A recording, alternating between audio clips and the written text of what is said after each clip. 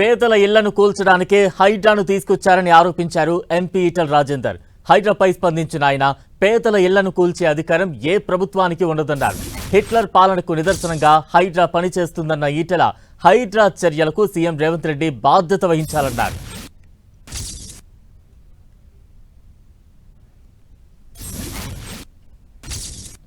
ప్రభుత్వానికి విచక్షణ అధికారం ఉండొచ్చు, ఎవరినైనా జైల్లో పెట్టే అధికారం ఉండొచ్చు, ఎవరి మీద ట్యాక్స్ వేసే అధికారం ఉండొచ్చు, కానీ ఇల్లు కూలగొట్టే అధికారం ఎవరికి లేదు. ఈ హైడ్రా అనే పేరట అత్యున్నతమైన నిర్ణయాలు తీసుకున్నటువంటి ఒక బాడీ.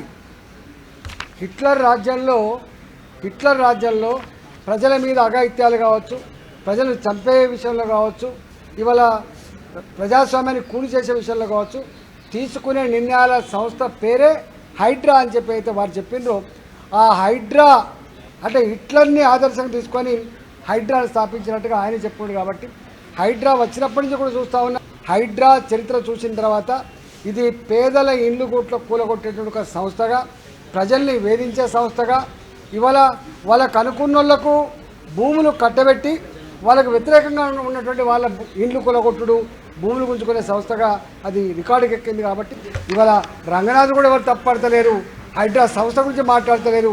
ఇదంతా రేవంత్ రెడ్డి గారు చేయిస్తున్నది మాత్రం బయట ప్రచారం అవుతా ఉంది.